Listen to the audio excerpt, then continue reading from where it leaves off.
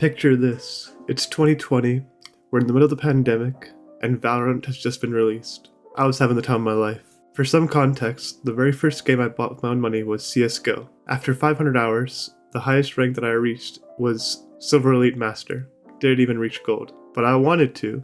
I was constantly looking for something to prove that I was good at. And while I was never able to achieve that in CS2, Valorant provided another opportunity for me to do it, and I wasn't going to pass it up. This time, I took progression seriously. I watched videos from Vahujin, I practiced aim training, I looked up strategies and tactics for different maps, I even VOD reviewed my own footage, which was the absolute worst. For most of the experience, the game was not enjoyable. It felt like a job.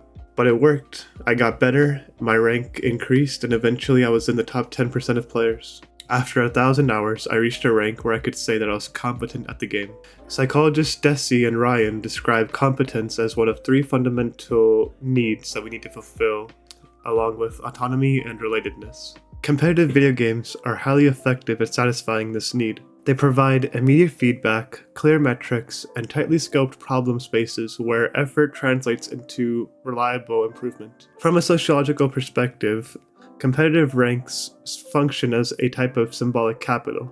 Socially legible, hierarchically ordered, and intensely motivating, yet fragile. Unlike degrees or professional credentials, digital status is deliberately impermanent. Seasonal resets ensure continued engagement, but they raise uncomfortable questions about what it means for accomplishments to count. While I agree that real-world achievements are more impactful and longer lasting than digital ones, I don't think the digital ones are inherently worthless or not worth pursuing. Asmongold has also in the past described the domain of video games as one where individuals that are not capable of succeeding in traditional social hierarchies can perform despite their limitations. There's little genetic component to the attainment of mounts in World of Warcraft or ranks in Valorant compared to success in basketball. This enables a greater sense of autonomy in the pursuit of these goals, and games like Valorant or MMOs like World of Warcraft have long-standing communities that fulfill the relatedness component of social determination theory.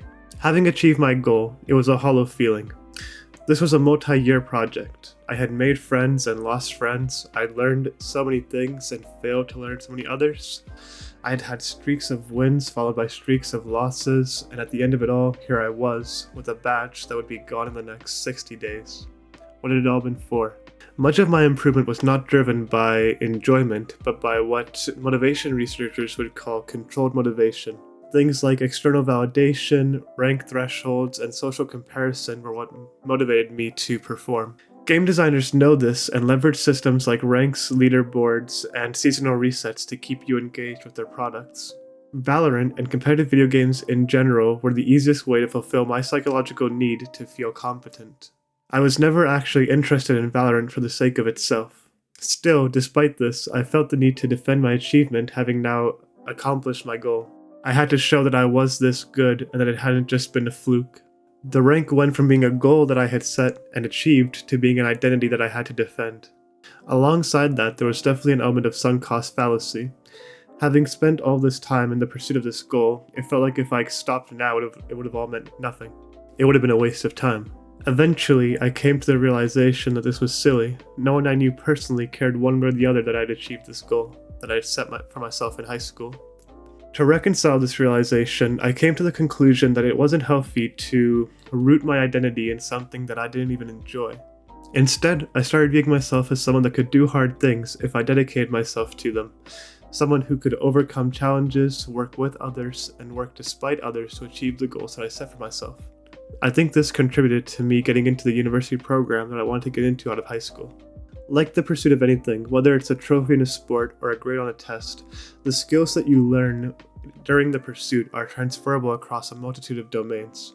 It might sound cringe to you, but to me, being competent at Valorant was the first time that I was competent at anything meaningful. It felt like I had actually achieved something. Out of everyone that played the game, I was in the top 10%. And the skills that I learned about how to break down goals, how to learn new skills, and how to stick with things when they were difficult has stuck with me till now. I think they've transferred on to academia, where I do research now, and I'm hopefully going to be doing a master's. See if that works out. All of this isn't to say that video games, or competitive video games specifically, are a negative pursuit or a waste of time.